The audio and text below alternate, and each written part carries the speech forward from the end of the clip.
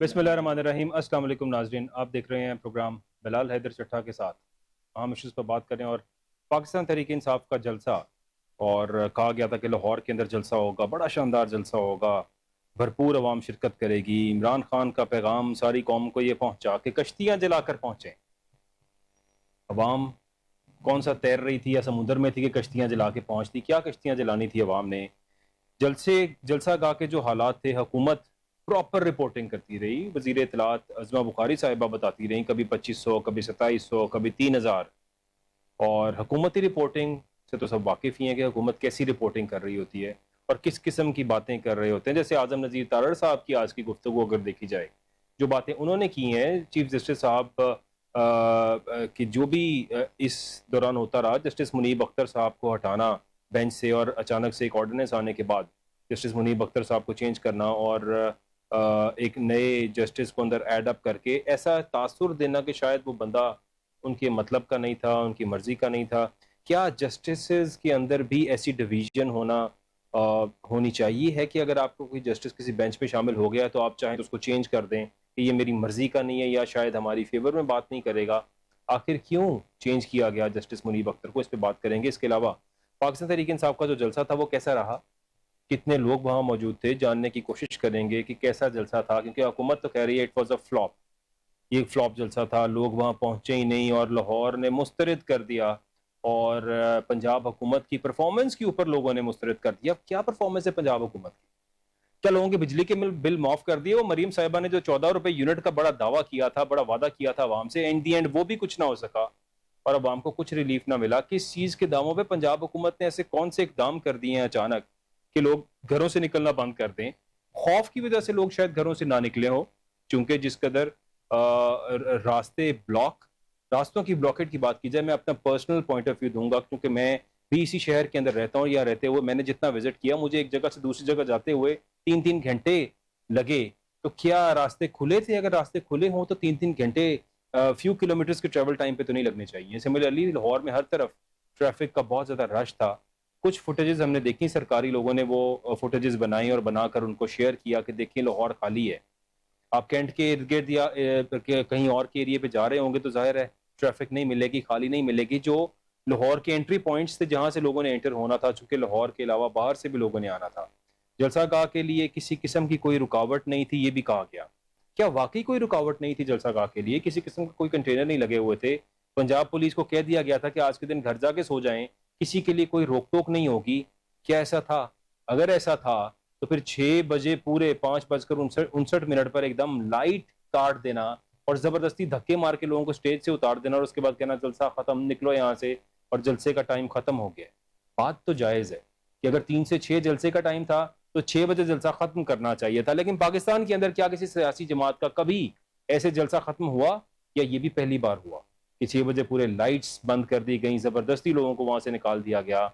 और जबकि जलसे का जो मेन बंदा अभी गंडापुर साहब थे वो पहुंचे ही नहीं थे, उनके साथ आने वाला काफिला ही नहीं पहुंचा था।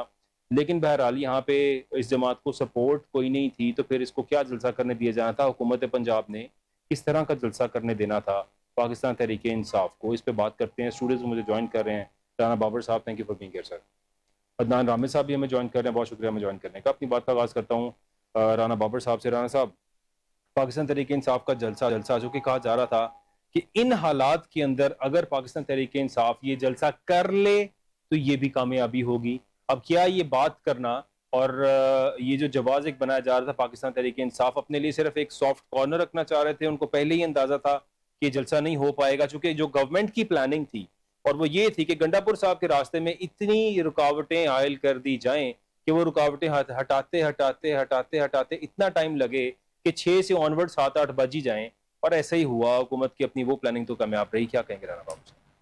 सर, पहले तो आपका शुक्रिया अदा करूंगा बिलाल भाई कि आपने मुझे वक्त दिया। तो बात मैं यहाँ से स्टार्ट करूंगा कि जलसे के हवाले से जो आप बात कर रहे हैं लाहौर के, तो ये जलसा वैसा देखने में नहीं आया जैसा किसी दौर में जलसा हुआ करता था, कि जिस तरह से लोगों का एक जोशो खरोश होता था बाकायदा तौर के ऊपर। छोटे शहरों से, मैं बड़े शहरों की बात नहीं कर रहा हूँ, अगर आप पंजाब की बात कर रहे हैं तो लाहौर सेंटर है, اگر ہم اس کو ملتان سے لے کے چلیں یا آراوالا سے لے کے چلیں یا دیپال پور سے لے کے چلیں یا حجرہ سے لے کے چلیں تو میں نے نہیں دیکھا اس چیز کو کہ لوگوں کا وہ جوش و خروش ہو جو جلسے تک جا سکے.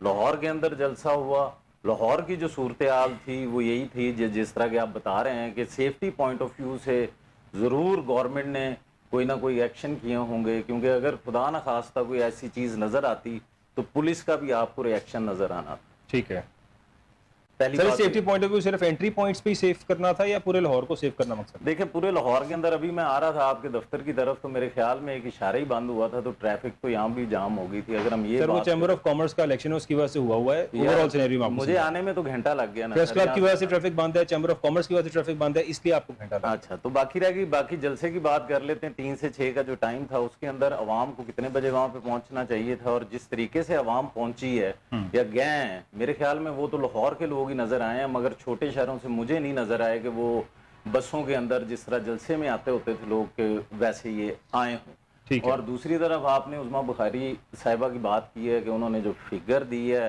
وہ فگر کا وہی بہتر جانتی ہیں, تو اس حوالے سے یہی کہوں گا کہ ان کی فگر بھی ٹھیک ہو سکتی ہے. سیاستدان میں سے ایسے معاملات میں سچ کم ہی بولتے ہیں, سو لہٰذا اس کو کیا ڈسکس کیا جائے؟ جی کیا کہتے ہیں آپ؟ میں تو یہی کہتا ہوں جناب کہ عظمیٰ بخاری صاحبہ نے جو بھی بیان دیا ہے اس کو بھی سوچنا چاہیے, دیکھنا چاہیے کہ انہوں نے ایک فگر دی, کیونکہ گورنمنٹ ان کی ہے وہ بھی بیان ایسی دیں گے, کیونکہ پچھلی گورنمنٹ میں بھی جلسوں کی جب ہم گنتی کرتے ہوتے تھے تو یہی گنتی آتی ہوتی تھی کہ جلسے کے اندر اتنے لوگ آئے ہیں اور اتنے لوگ آئے ہیں.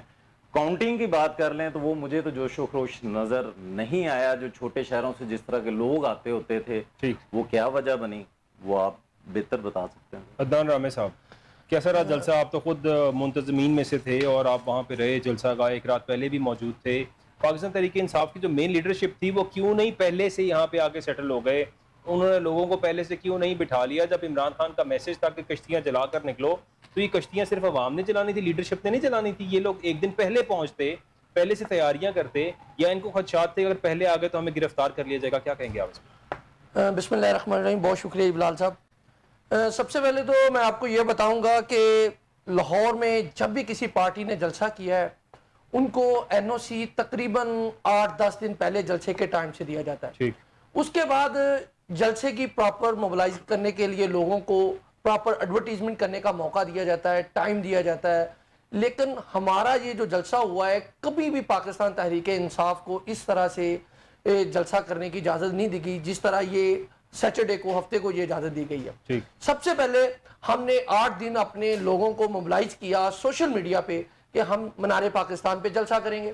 جب منار پاکستان پہ جلسہ کرنے کے لیے ہم نے عدالت سے رجوع کیا تو ایک دن پہلے عدالت سے ہمیں 50% ریلیف ملا کہ جو ڈی سی صاحب کو ہم نے اپلیکیشن دی ہے اس پہ ڈیسائیڈ کیا جائے. ڈی سی صاحب نے 5 بجے اس پہ فیصلہ کرنا تھا. 5 بجے کی بجائے ڈی سی صاحب نے پہلے لوگوں کی توجہ کو ہٹانے کے لیے 7-8 بجے ایک نوٹیفیکیشن, جعلی نوٹیفیکیشن بنا کے دیا کہ جلسہ جلو پارک میں ہوگا. اس کے بعد وہ نوٹیفیکیشن میڈیا پہ چل گیا. اس کے 2-3 گھنٹے بعد پھر انہوں نے کہا جی آپ جلسہ کریں گے کانا میں. کانا بھی بہت بڑا ہے, اس جگہ کو ٹریس کرتے کرتے بھی تقریباً 2 گھنٹے لگے کہ یہ جو لوکیشن ڈی سی صاحب نے دی ہے یہ لوکیشن کس جگہ پہ ہے. جب ہم رات کو 2 بجے 1 بجے وہاں پہنچے تو ہمارے پہنچنے سے پہلے تمام راستے بلاک ہو چکے تھے جلسہ گاہ کی طرف جانے والے. صرف ایک رستہ جو ہے 10 فیٹ کا سڑک روڈ پکا وہ جلسہ گاہ کی طرف جاتا تھا, اس کو بھی 3 کنٹینر لگا کے بند کیا ہوا تھا. پورے لاہور کی پولیس ایس ایچ او کانا لوگوں کو وہاں پہ ہراساں کر رہا تھا, لوگوں کو پکڑ رہا تھا. 2-3 لوگوں کو اس نے پکڑ کے 2 گھنٹے وہاں پہ رکھا کہ ابھی یہ لوگ کوئی انتظامات نہ کر پائیں. اس کے باوجود ہماری لیڈرشپ وہاں پہ پہنچی. ہم نے تمام رخ جو ہے منار پاکستان سے کانا کی طرف کیا. پھر ہمارا جو کرسیوں کا کنٹینر ہے, ساؤنڈ سسٹم کا کنٹینر ہے, اسٹیج والی جو سامان ہے ان کو پکڑ لیا. وہ ہم نے لوگوں کو دکھانا تھا کہ جلسہ ہو رہا ہے. سب سے پہلے تو گورنمنٹ نے ہمیں یہ کلیئر لوگوں کو بتانے نہیں دیا کہ جلسہ ہو رہا ہے. اس کے باوجود بھی ہم نے جلد از جلد اپنے انتظامات مکمل کیے. اپنی مدد آپ کے تحت ہم نے جتنی ہو سکے کرسیاں وہاں پہ پہنچائیں. اپنا ایک بنا بنایا کنٹینر سٹیج کا جو ہم عام ایک چھوٹی موٹی ریلی میں لے کے جاتے ہیں وہ وہاں پہ لے جا کے کھڑا کیا, اور اس کے اوپر ہم نے ساؤنڈ سسٹم لگا کے ایک جلسہ کرنے کی ہمیں اجازت دی گئی. اور ڈی آئی جی آپریشن صبح 9 بجے سے لے کے 7-8 بجے تک وہاں پہ موجود رہا, تمام لاہور کے ایس پیز وہاں پہ موجود رہے, تمام لاہور کے ایس ایچ اوز وہاں پہ موجود رہے, پورے لاہور کی پولیس وہاں پہ موجود رہی, کیونکہ لوگوں کو پریشانی کا سامنا اس لیے تھا کہ لوگ جو ہر راستے کی طرف سے, فصلوں سے, لوکل روڈ سے جانا چاہ رہے تھے, لیکن انہوں نے ہر راستہ بلاک کیا ہوا تھا. صرف ایک انڈر پاس تھا رنگ روڈ کے نیچے سے, وہاں سے صرف لیڈرشپ نے بھی گزرنا ہے, وہاں سے عام پبلک نے بھی گزرنا ہے, وہاں سے میڈیا نے بھی گزرنا ہے, وہاں سے ٹرانسپورٹ بھی گزرنی ہے, ہر چیز وہاں سے گزرنی ہے. اور کوئی وہاں پہ انتظامات نہیں انہوں نے کرنے دیے, وہاں پہ کوئی انہوں نے ہمیں پارکنگ کا انتظام نہیں کرنے دیا. اور ایون دو کہ جتنے لوگوں نے بھی شرکت کی, پچھلے 2 سالوں سے لاہور کے 5000 ورکرز جو ہیں وہ پابند سلاسل رہے ہیں, کسی نہ کسی طریقے سے. کوئی 10 دن رہا, کوئی 2 مہینے رہا, کوئی 4 مہینے رہا. لاہور کی آلموسٹ ساری لیڈرشپ ابھی بھی جیل میں ہے. یاسمین راشد صاحبہ, محمود رشید صاحب اور عمر سرفراز چیمہ صاحب, اس کے ساتھ اعجاز چوری صاحب ابھی بھی وہ جیل میں ہیں. اس کے ساتھ جو ہے ہمارے لیڈر میاں اسلم صاحب وہ روپوش ہیں, ان کے اوپر بھی کوئی 100+ FIRs ہیں. اس کے باوجود بھی کوئی لیڈرشپ جو ہے وہاں پہ موجود, مین لیڈرشپ کے علاوہ باقی تمام لوگ تو لوکل لاہور کے MPs MNA ٹکل اور وہاں پہ موجود تھے, ہمارے اپوزیشن لیڈر صاحب بھی موجود تھے. اس کے باوجود بھی لوگوں نے بہت زیادہ تعداد میں شرکت کی. آپ یہ سمجھ سکتے ہیں کہ پچھلے 2 سالوں سے جہاں ایک شہر میں 5000 لوگ جیل میں رہے ہوں, ایک پارٹی کے پولیٹیکل پارٹی کے کتنے ایکٹیو ورکر ہو سکتے ہیں؟ 2000 3000 4000 اتنے ورکر ہوتے ہیں. وہی لوگوں کو لے کے وہاں جلسہ گاہ میں جاتے ہیں, احتجاج کرتے ہیں, اپنی پارٹی ایکٹیویٹیز کرتے ہیں. اس کے باوجود بھی میں یہ دعوے سے کہہ سکتا ہوں کہ 21 اپریل کو کہ 21 اکتوبر کو یہ جو نواز شریف آیا تھا پاکستان بگوڑا 4 سال بعد, جو بڑے جوش و خروش سے 2 مہینے انہوں نے لگائے تیاری کرنے میں, 5 ارب روپیہ خرچ کیا, پوری حکومتی مشینری ان کو, پورے پاکستان کی حکومتی مشینری نے ان کو سپورٹ کیا, ریلوے نے, PIA نے, لوکل بسوں نے, سارے بندے نے. جتنے لوگ اس وقت نون لیگ کے جلسے میں 2 مہینے کی تیاری کے بعد ایڑی چوٹی کا زور لگا کے تھے, وہ قیدی نمبر 804 کی کال پہ سیچرڈے کو اتنے لوگ, اول اس سے زیادہ لوگ جو ہیں وہ کانا منڈی میں موجود تھے. اور اس میں میجورٹی لوگوں کی تعداد جو ہے, کیا لوگوں کو پہنچنے کے لیے کوئی گاڑیوں کا بندوبست, کوئی کھانے کے لیے بریانی کا بندوبست, کوئی ٹریٹمنٹ آپ نے کیا تھا آپ کی پارٹی نے؟ آپ رانا بابر صاحب سے پوچھ سکتے ہیں, آپ بھی دیکھ سکتے ہیں, میڈیا ٹاک بھی ہوئی. جلسہ گاہ کے باہر پتہ چل جاتا ہے جب 2-4 کلومیٹر بعد دیکھیں کہ بڑے بڑے ٹرک, بسیں کھڑی ہوں یا کوئی مسجدیں کھڑے ہوں, کوچیں کھڑی ہوں, تو پتہ چلتا ہے کہ یہ لوگ لائے گئے ہیں, لوگ آئے نہیں ہیں. تو ایسا کچھ نہیں تھا. تو صرف جلسہ گاہ کے باہر بائکس تھی, چھوٹی گاڑیاں تھیں, یا لوگ پیدل 5-5 کلومیٹر گجو متا سے لوگ میٹرو پہ جا کے گجو متا اترے اور گجو متا سے پیدل جلسہ گاہ تک پہنچے ہیں. اور یہ میں آپ کو بات بتا سکتا ہوں, اگر میں 2 کلومیٹر پیدل چل کے گیا ہوں اور تمام راستوں کو جانتے ہوئے کہ رات کو میں بھی جا چکا تھا, مجھے پتا تھا کہ اس 4 راستوں سے ہم یہاں تک پہنچ سکتے ہیں اپنی گاڑی پہ, تو اس کے باوجود ہم 2 کلومیٹر پیدل چل کے گئے ہیں. تو جو عام بندہ تھا جو ڈائریکٹ جلسہ کے لیے گیا تھا, وہ تو 5 کلومیٹر پیدل چل کے گیا اور اپنی مرضی سے گئے اور عمران خان کی محبت میں گئے. اور اس کے باوجود ہر موٹر وے کا انٹری پوائنٹ بند کیا ہوا تھا, ایگزٹ پوائنٹ بند کیا ہوا تھا, جتنی مین روڈز جو جلسہ گاہ کی طرف جاتی تھی, رنگ روڈ تھی, وہ بند کی ہوئی تھی.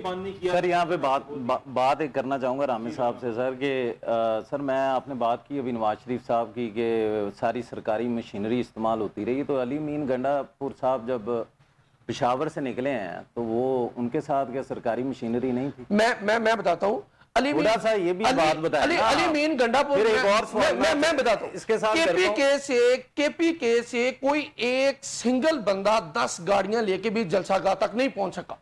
وہ راستے میں ہی رہے ہیں, وہ راستے میں اس لیے رہے ہیں کہ انہوں نے لیلا انٹرچینج. سر میرا سوال یہاں جلسہ لاہور میں ہو رہا ہے بھائی, آپ بالکل ٹھیک کہہ رہے ہیں, جلسہ لاہور, رانا صاحب سوال کرنے کے لیے میں بیٹھا ہوں. جلسہ لاہور میں ہو رہا ہے تو لیلا انٹرچینج بند کرنے کی کیا ضرورت پڑ گئی, پشاور M1 بند کرنے کی ان کو کیا ضرورت پڑ گئی. جو ہمارے علی مین گنڈا پور صاحب ہیں, وہ عمران خان صاحب کے بہاف پہ انہوں نے آ کے میسج دینا تھا. سرکاری مشینری کا استعمال تو ہوا ہے, وہ اپنے قافلے میں جو ان کے پاس اپنا پروٹوکول ہے وہ وہی لے کے آئے نا.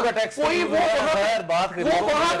وہاں پہ کوئی بسیں لے کے آئے ہیں, کوئی KPK سے انہوں نے سرکاری خزانے سے بسیں بک کروائی ہیں, بریانی بک کروائی ہے, تو یہ بتائیں وہ تو اپنے 30-40 رانا بابر صاحب بات پوری کر لیں. اگر آپ کاٹتے رہیں گے تو کیسے گفتگو ہوگی, انتظار کریں. بات یہ ہے کہ علی مین گنڈا پور صاحب انہوں نے آ کے آن دا بہاف آف عمران خان صاحب جلسہ گاہ میں میسج دینا تھا. وہ صبح پشاور سے جب نکلے اپنے دفتر سے, انہوں نے کسی قافلے کی قیادت نہیں کی, किसी काफले के साथ नहीं है। वो जो उनका अपना पर्सनल वजीर आला का प्रोटोकॉल है वही उनके साथ सरकारी गाड़ियां थी, कोई 20-30 उनके साथ और मेन पार्टी के लोग होंगे, इसके अलावा उनके साथ कोई काफला नहीं था। उनको कालाशाह काकू पर 2 घंटे रोके रखा। रामे साहब गॉट योर पॉइंट। जी राना बाबर साहब बताइएगा। सर बात सिर्फ इतनी की थी कि टैक्स की बात कर लेते हैं ना, अभी बात कर रहे थे ये कि नवाज शरीफ साहब आए, टैक्स का पैसा लगा, सारा कुछ लगा। अब अली अमीन गंडापुर साहब अगर पेशावर से निकले हैं, उनके साथ सरकारी गाड़ियां थी, सरकारी मशीनरी का तो क्या गरीब का पैसा इस्तेमाल नहीं हुआ सर? हुआ, बिल्कुल हुआ। तो सर इस बारे में ही पूछ रहा हूँ मैं रामे साहब से, सर इस बारे में बता दें सर। ठीक हुआ सर, वो तो हुआ, इसमें पूछने वाली क्या बात है। वो तो हमें नजर आ रहा है कि सरकारी जो गाड़ियां थी वो चाहे गंडापुर साहब के प्रोटोकॉल में थी या उससे इजाफी थी या जो भी था, लेकिन टैक्स पेयर का पैसा तो इस्तेमाल हुआ इस सिलसिले के अंदर। गंडापुर साहब के आने में रामे साहब क्या कहते हैं? जी, अगर मैं ये समझता हूँ कि गंडापुर साहब इस वक्त सिटिंग चीफ मिनिस्टर हैं, केपी को रिप्रेजेंट कर रहे हैं on the behalf of Pakistan Tehreek Insaf. उन्होंने जलसागाह में आना था तो जलसागाह में उन्होंने गाड़ी पे ही आना था ना, वो चीफ मिनिस्ट्री छोड़ के तो प्राइवेट गाड़ी पे तो नहीं आ सकते थे और तो अरेस्ट हो जाते और उनके खिलाफ भी एफआईआर हैं। अभी भी उनको जिस दिन जलसे में आना था उस दिन मॉर्निंग में उनके नॉन अवेलेबल वारंट जारी करवाए गए, उनको ब्लैकमेल किया गया, हरासा किया गया कि आप जलसागाह नहीं पहुंचेंगे, लेकिन इसके बावजूद वो इमरान खान की मोहब्बत में यहाँ पे पहुंचे। उन्होंने रिंग रोड पे आके मुख्तसर खिताब भी किया।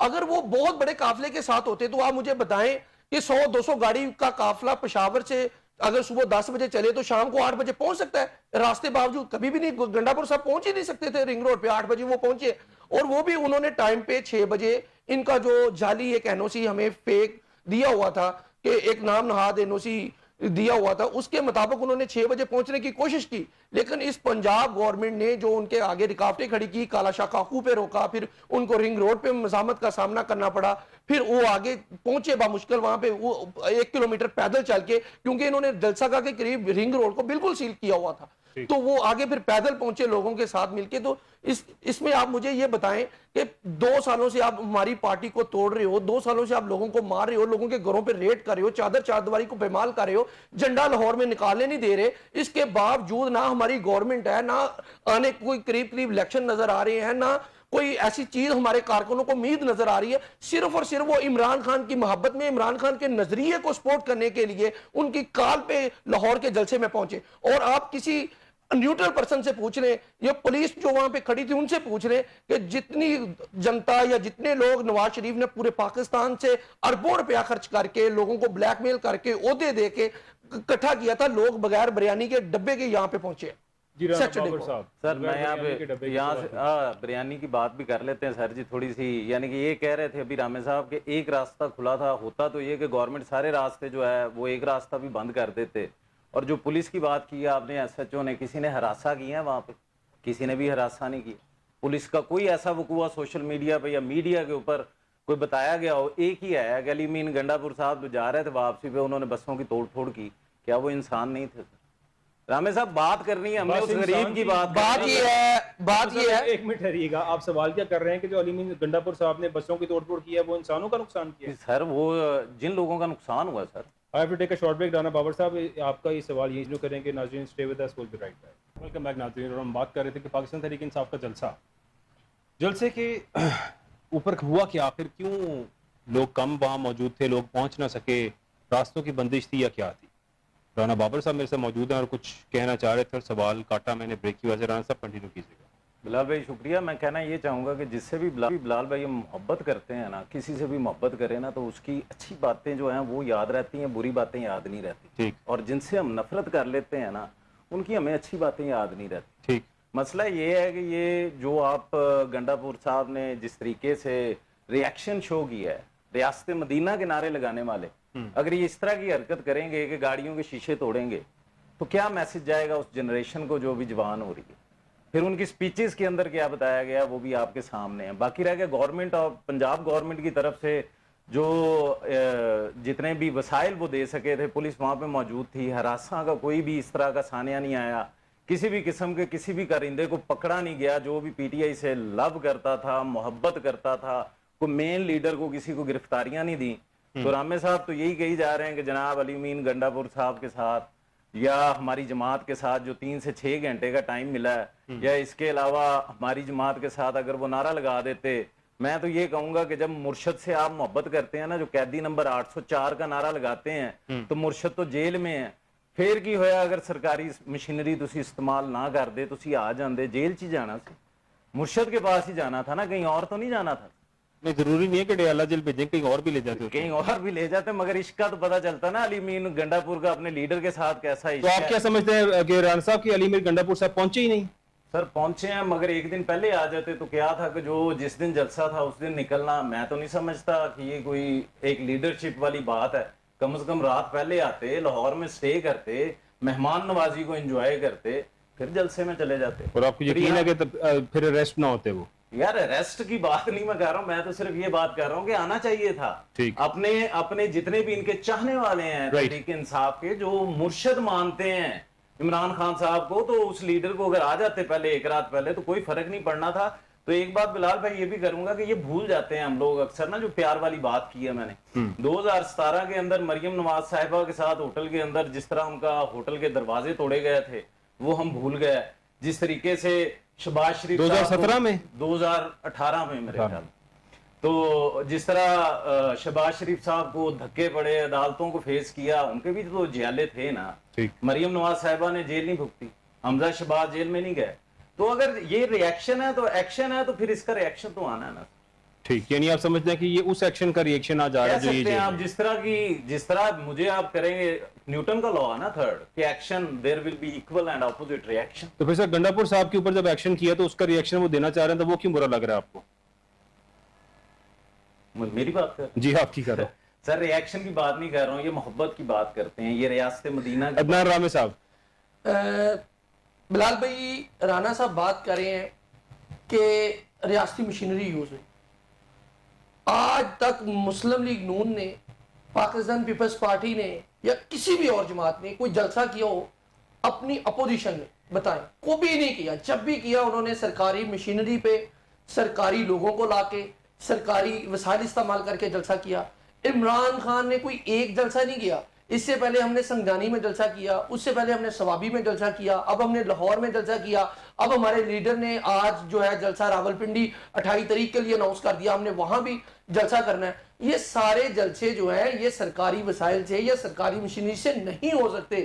یہ جلسے جو ہیں وہ عوام کی محبت سے ہوتے ہیں, عوام کی چاہنے والوں کی وجہ سے ہوتے ہیں. اگر جلسے جو ہے سرکاری وسائل استعمال کرنے سے ہو جاتے ہیں تو مسلم لیگ نون جو ان کا آج کل حال ہے وہ ہر 8 دن بعد جلسہ کرے, کیونکہ لوگ نہیں ان کو چاہتے, لوگ ان سے نفرت کرتے ہیں. انہوں پچھلے 2 سالوں سے ملک کا بیڑا گرک کر کے رکھ دیا. کسی غریب آدمی کو ریلیف دیا ہے, کوئی منصوبہ لے کے آئے ہیں, کسی عام عوام کے لیے کوئی منصوبہ لے کے آئے ہیں جو یہ کہے کہ عمران خان فلاپ ہو گیا. عمران خان کیسے فلاپ ہو جائے؟ ہر پالیسی جو ہے وہ اب پاکستان کے خلاف ہے, ہر پالیسی جو ہے وہ غریب عوام کے خلاف ہے. یہ صرف اپنے آپ کو پروٹیکٹ کر رہے ہیں, اپنے کیسز ختم کیے پہلے انہوں نے, پھر انہوں نے اپنے اقتدار میں آئے جعلی مینڈیٹ لے کے اب اس کو تحفظ دینے کے لیے یہ جھوٹے بہتان لگا رہے ہیں کہ سرکاری وسائل کا استعمال کریں. سرکاری وسائل تو آپ کے پاس تھے, آپ پنجاب پہ روکتے. اٹل پل کراس کرنے کا دعویٰ کون کر رہا تھا؟ رانا ثناء اللہ کہہ رہا تھا ہم نے کراس نہیں کرنے دینا, خواجہ وزیر دفاع کہہ رہا تھا کہ ہم نے کراس نہیں. وہ گنڈا پور صاحب آئے, ان کو روک لیتے. اگر ان کے ساتھ لوگ نہیں تھے, اگر ان کو روک سکتے, پنجاب گورنمنٹ نے ایکشن لیتی, ان کے خلاف FIR تھی,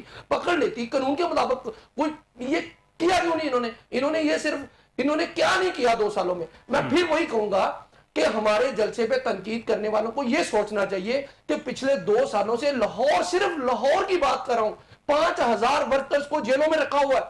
وہ کوئی 6 مہینے بعد رہا ہوا, کوئی 8 مہینے بعد, کوئی 2 مہینے بعد, کوئی 3 مہینے بعد, اور بہت سارے لوگوں کو انہوں نے اشتہاری ڈکلیئر کیا ہوا ہے. ایویں جس کو مرضی پکڑ کے جس مرضی جلسے پہ تو یہ کہہ رہے تھے کہ 2700 کے قریب لوگوں کو اریسٹ کیا جائے گا. کیا اریسٹ کیا گیا؟ 2700 سے قریب ہے. یہ جو عظما بخاری جھوٹ بول رہی ہے ٹی وی پہ بیٹھ کے, یہ مجھے بتائے جس کو اس کے ہسبینڈ کو یاسر گیلانی نے فارم 45 پہ ہرایا ہے, اس کو قافلہ لے کے نکلتے ہوئے ریسٹ نہیں کیا انہوں نے. آج ان کو ATC کورٹ میں چہرے پہ مفرل ڈال کے پیش کر دیا. کس قانون کے تحت ان کو پیش کیا گیا, کس کیس میں پیش کیا گیا؟ 2 سالوں میں ان کو یاسر گیلانی پہ انہوں نے 20 FIR دی, اس وقت گرفتار نہیں رانا بابر صاحب اور لوگوں کو انہوں نے گرفتار کیا ہے. تو سرکاری وسائل تو یہ استعمال کر رہے ہیں.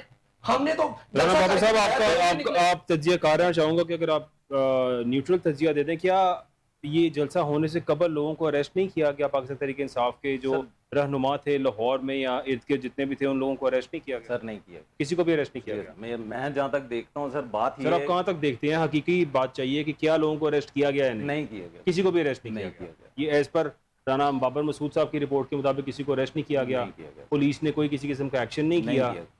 کیا ہم یورپ میں رہ رہے ہیں سر؟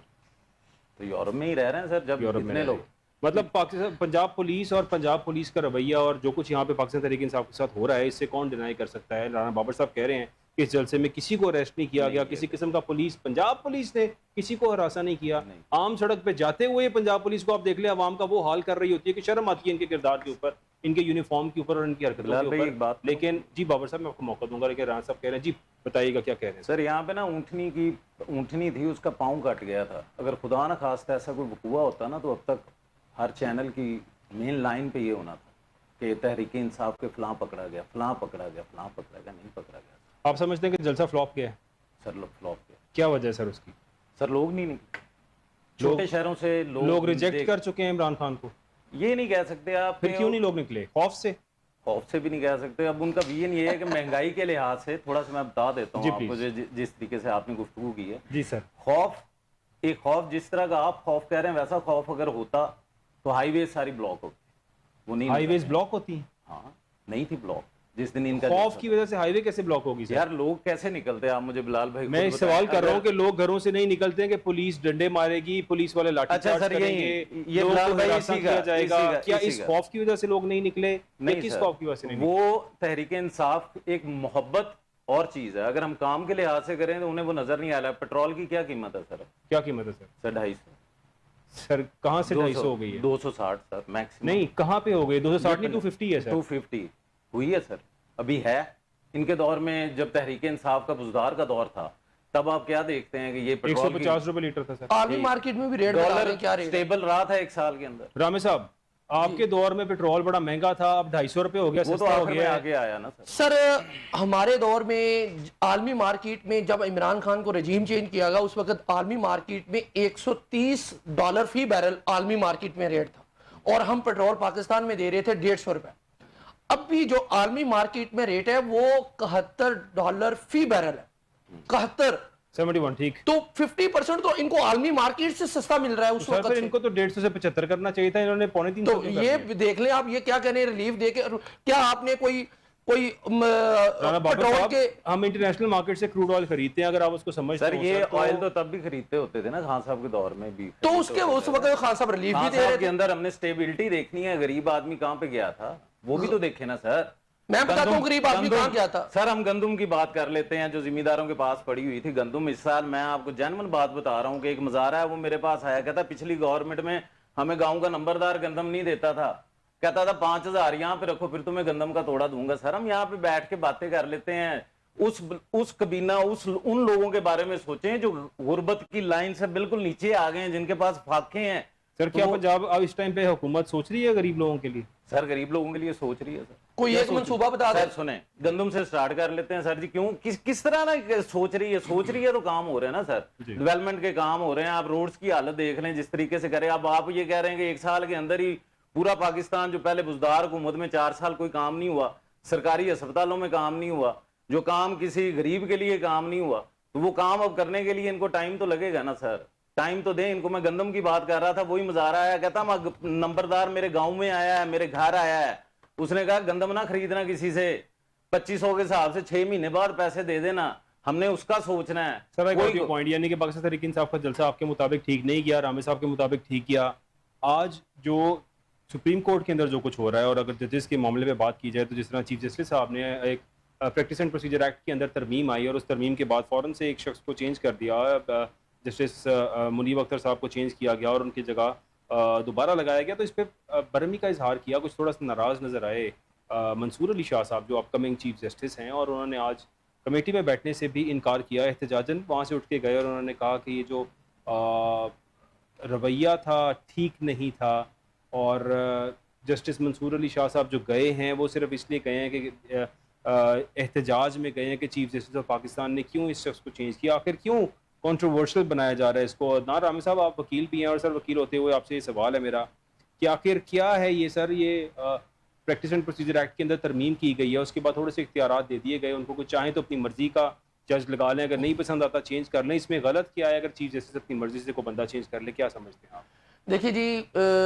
چٹھا صاحب, بات یہ ہے کہ جب سے یہ رجیم چینج ہوا ہے نا, یہ جو گورنمنٹ ہے شہباز شریف کی گورنمنٹ, جی یہ جو امپورٹنٹ گورنمنٹ ہے, یہ اپنے کالے کرتوتوں پہ پردے ڈالنے کے لیے اب ہر طرح سے امپائرز کو اپنے ساتھ ملانے کی کوشش کر رہی ہے.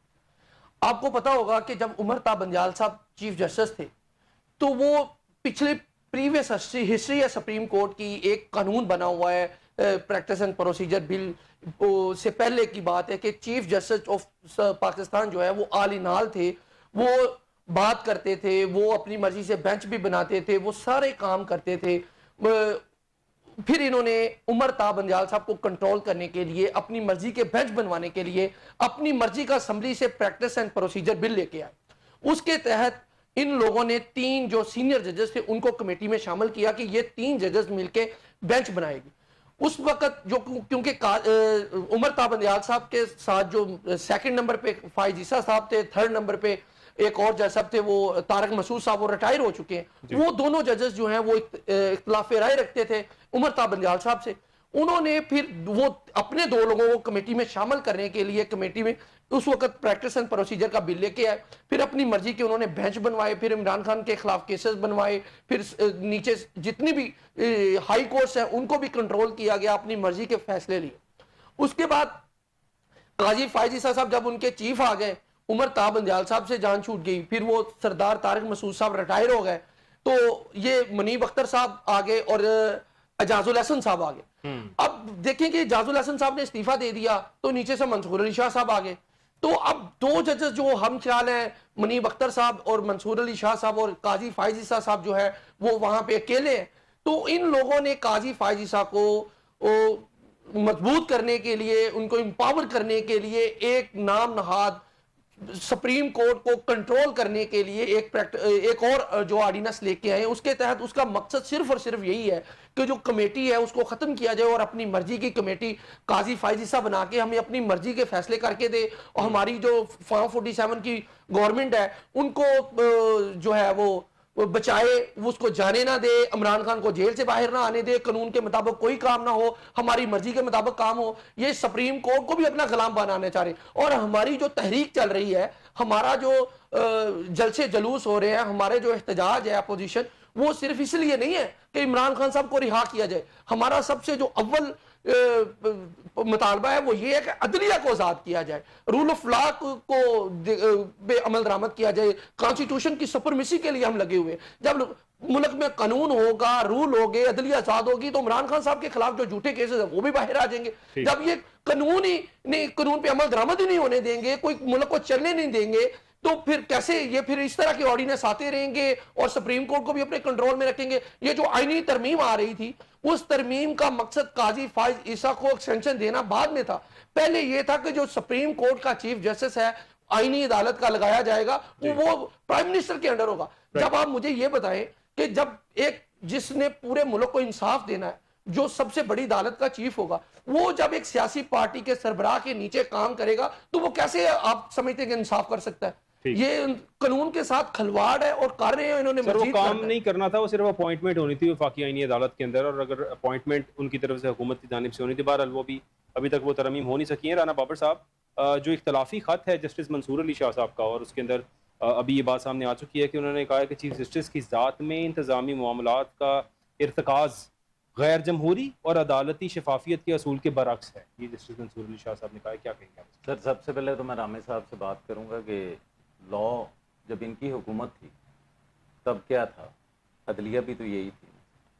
اب عدلیہ جو فیصلے کر رہی ہے وہ ماننا چاہیے سر. ٹھیک سر, اس کا جواب تو دیجیے گا. سر میں تو یہی کہتا ہوں کہ جو فیصلے بھی کر رہے ہیں صحیح کر رہے ہیں, ملک کے حق میں کر رہے ہوں گے بس. یعنی اس کی اوکے, تھوڑی سی بات میرا خیال ہے میں اس پہ کر لیتا ہوں کہ چیف جسٹس منصور علی شاہ صاحب, جو جسٹس منصور علی شاہ صاحب ہیں, انہوں نے جو اپنا خط لکھا اس میں تھوڑا سا اعتراض کیا. انہوں نے یہ کہا ہے کہ اچانک سے پریکٹس اینڈ پروسیجر ایکٹ کے اندر ترمیم کی گئی, اور ترمیم کے بعد فوراً سے جسٹس منیب اختر کو چینج کیا گیا بغیر کوئی وجہ بتائے. نہ سینئر بینچ کو انوالو کیا گیا, نہ ہمیں بتایا گیا, اور اس کے بعد اچانک سے ان کو چینج کر دیا گیا وداؤٹ گیونگ اینی ریزن. یہ جو ہے وہ سمجھتے ہیں کہ وہ یہ ٹھیک نہیں تھا اور اس کے لیے انہوں نے احتجاج کے اندر جو ہے وہ جوائن نہیں کیا وہاں پہ. رامے صاحب, نہیں بھی ٹھیک تھا تو کیا آپ کو لگتا ہے کہ اس طرح سے احتجاج کرنا, اور پھر تھوڑا سا چونکہ پہلے ہی چیزیں بڑی کنٹروورشل چل رہی ہیں عدلیہ میں, یہاں پہ پارٹی بازی یا اس طرح کے کوئی معاملات چل رہے ہیں سامنے, آپ کیا سمجھتے ہیں کہ ایسا ہونا چاہیے سپریم کورٹ کے اندر, کیونکہ یہ اپ کمنگ چیف جسٹس ہیں اور وہ سٹنگ چیف جسٹس ہیں؟ دیکھیں منصور علی شاہ صاحب جو ہیں وہ اپ کمنگ چیف جسٹس ہیں اور ان کا 25 اکتوبر کو نوٹیفیکیشن ہونا ہے. آج تک آپ مجھے بتا دیں کہ کسی بھی چیف جسٹس کا 5 مہینے 4 مہینے 3 مہینے پہلے نوٹیفیکیشن نہ ہوا. اور ایک چلے آپ یہ ٹھیک بات کر رہے ہیں کہ ایسا نہیں ہونا چاہیے تھا. جب انہوں نے آرڈیننس لے کے آئے ہیں تو جو سیکنڈ موسٹ سینئر جج ہے کیا اس کو اعتماد میں نہیں لینا چاہیے؟ جو اپ کمنگ چیف جسٹس ہے انہوں نے معاملات نہیں چلانے 1 مہینے بعد, تو وہ پھر احتجاج ہی کریں گے. جو قاضی فائزہ صاحب پچھلے 2 سال سے فیصلے دے رہے ہیں ان کی وجہ سے جو عدلیہ کی ساکھ پہ داغ لگے ہیں وہ بھی تو کسی نے دھونے آ کے, وہ پھر رونا دھونا کس کے سامنے کرے؟ قاضی فائزہ صاحب نے کوئی ایک فیصلہ آپ بتا دیں, کوئی ایک فیصلہ قانون کے مطابق کیا ہو؟ قانون کے مطابق ہی کر رہے ہیں جو فیصلے بھی کر رہے ہیں, اپنے پاس سے قانون لا رہے ہیں. یہ دیکھیں جس طرح انہوں نے چیف الیکشن کمیشن کے فیصلے میں, جس طرح پارٹی کے نشان کے فیصلے پہ, جس طرح یہ عمران خان کے کیسز میں جو کر رہے ہیں, جو آئینی فیصلے کرنے چاہیے جس میں آئین کی تشریح کرنی چاہیے, یہ سب اس امپورٹنٹ گورنمنٹ کو پروٹیکشن دینے کے لیے فیصلے کر رہے ہیں. آئین کا تو کوئی ذکر ہی نہیں ہو رہا. یہ آپ نے لائیو ان کی آپ نے پروسیڈنگز دیکھی ہیں قاضی فائزہ صاحب کی کہ آپ جو 7 رائٹ لیفٹ ججز بٹھا کے ان کی تذلیل نہیں کرتے رہے, ان کو خاموش نہیں کرواتے رہے. تو پھر یہ منصور علی شاہ صاحب نے تو بند کمرے میں احتجاج کیا ہے, تو قاضی فائزہ صاحب نے تو آن کیمرہ ان سارے ججز کی تذلیل کی ہے جو ان سے اختلاف رائے رکھتے تھے. اسپیشلی جسٹس منیب اختر کو بھی نکال دینا بینچ سے, میرا خیال ہے کہ یہ بھی تھوڑا سا انسلٹنگ ہے. بالکل ایسے, وہ بھی موسٹ جج ہے, 3 نمبر پہ ان کا نام ہے, موسٹ سینئر جج ہیں وہ بھی. اور جو 5ویں نمبر پہ 6 نمبر پہ جو ان کے مائنڈ کے مطابق جج فیصلے کرتے ہیں ان کو اپنے ساتھ کمیٹی میں شامل کر لیا گیا ہے کہ ابھی جو 25 دن 30 دن رہتے ہیں چیف صاحب کے, وہ بھی ان کو استعمال کیا جا سکے. آپ دیکھیں کہ یہاں پہ ثاقب نثار بھی استعمال ہوا, اس سے پہلے جتنے چیف جسٹس استعمال ہوئے سب زیرو ہو گئے. قاضی فائزہ صاحب کو سوچنا چاہیے تھا, وہ اپنی ایکسٹینشن کے پیچھے اپنی اقتدار کو, اپنی ملازمت کو بڑھانے کی خاطر انہوں نے جو اس عدلیہ کے پہ سوالیہ نشان کھڑے کیے ہیں, لوگوں کا اعتماد اٹھ گیا, کوئی عدالت کی طرف رجحان ہی نہیں کر رہا. یہ مخصوص نشستوں کا جو کیس ہے رانا بابر صاحب, I have lost few minutes کرنا چاہوں گا. مخصوص نشستوں کے کیس میں ابھی تک جہاں تک پروسیڈنگ اور جو تفصیلی فیصلہ آیا ہے, کیا کہیں گے آپ اس پہ؟ سر میں وہی بات کروں گا, جیسے سر یہی وہی بات ہی ہے. اگر ہم پہلے دیکھ لیتے ہیں یا اب دیکھتے ہیں, سر میں تو کہوں گا کہ جو فیصلے کر رہے ہیں جسٹس صاحب وہ بالکل صحیح آئین کے مطابق کر رہے ہیں. عدنان رامے صاحب کیا کہیں گے مخصوص نشستوں کا آخر کیا فیصلہ ہے؟ سر مخصوص نشستوں کا فیصلہ تو 12 جون کو ہی آ گیا تھا, تو مختصر فیصلہ تو آ گیا تھا, تو چیف جسٹس صاحب اور چیف الیکشن کمیشن کو اس فیصلے پہ عمل درآمد کرنا چاہیے تھا. اس کے بعد آج ڈیٹیل فیصلہ آیا ہے, جو چیف الیکشن کمیشن کو کوئی ابہام تھا, کوئی انہوں نے سر اس فیصلے میں یہ بھی لکھ دیا ہے کہ جو الیکشنز ہوئے 8 فروری کے وہ آئین و قانون کے مطابق نہیں تھے. تو نہیں تھے. آپ دیکھ سکتے ہیں کہ جو الیکشن کمیشن نے فیصلے کیے ہیں, جس طرح ری کاؤنٹنگ کروا کے لوگوں کو جتوایا ہے, جس طرح فارم 47 کو پروٹیکشن دی ہے, جو اپلوڈ کیے ہیں, جو ٹیمپرنگ کی ہے, جس طرح سے آروز نے ڈیوٹی سر انجام دی, جس طرح ڈی آر او نے ڈیوٹی سر انجام دی, وہ ساری دنیا کے سامنے ہے. وہ جو کمشنر راول پنڈی نے آ کے ٹی وی پہ بیان دے دیا, اس کے بعد تو پھر چیف جسٹس صاحب نے تو بہت, جو 8 ججز کا فیصلہ اس میں تو بہت کم لکھا ہوا ہے, وہ تو بہت زیادہ مٹیریل, یہ 4 شیٹ ہے اس گورنمنٹ کے خلاف بھی اور الیکشن کمیشن کے خلاف بھی. تو اس پہ کبھی کسی نے نوٹس نہیں لیا, نہ کہ گورنمنٹ نے, نہ یہ شرمندہ ہوتے ہیں, نہ چیف جسٹس صاحب نے نوٹس لیا, نہ کسی نے نوٹس نہیں لیا. تو یہ آئین اور قانون کے مطابق بالکل جو الیکشن کمیشن کو اپنی ذمہ داری نبھانی چاہیے تو وہ نبھانے میں بالکل ناکام رہا ہے. وہ بالکل ایک نوکری کر رہا ہے اور اپنے آقاؤں کو راضی کر رہا ہے, اس میں اس کو کوئی اپنی ذمہ داری کا احساس نہیں ہے کہ میری کیا ذمہ داری ہے اور میں کس آئینی عہدے پر بیٹھا ہوں اور میں کس طرح اس ملک کے ساتھ کھلواڑ کروں. اور پاکستانی عوام کو جو مینڈیٹ دیا ہوا, وہ چوری کا جو سب سے مین ڈاکہ ڈالنے والا بندہ ہے وہ چیف الیکشن کمیشن ہے. یہ ساری دنیا دیکھ رہی ہے, سارا پاکستان دیکھ رہا ہے, ساری بیوروکریسی پھٹ رہی ہے. ہر بندے نے آ کے میڈیا پہ بیان دیے کہ الیکشن کمیشن نے ہمیں کام نہیں کرنے دیا گیا, قانون کے مطابق کام نہیں کرنے دیا. بہت شکریہ عدنان رامے صاحب, آپ کا بہت شکریہ. بابر صاحب, ناظرین آپ سب کو دیکھنے کا بہت شکریہ, اپنا خیال رکھیے گا.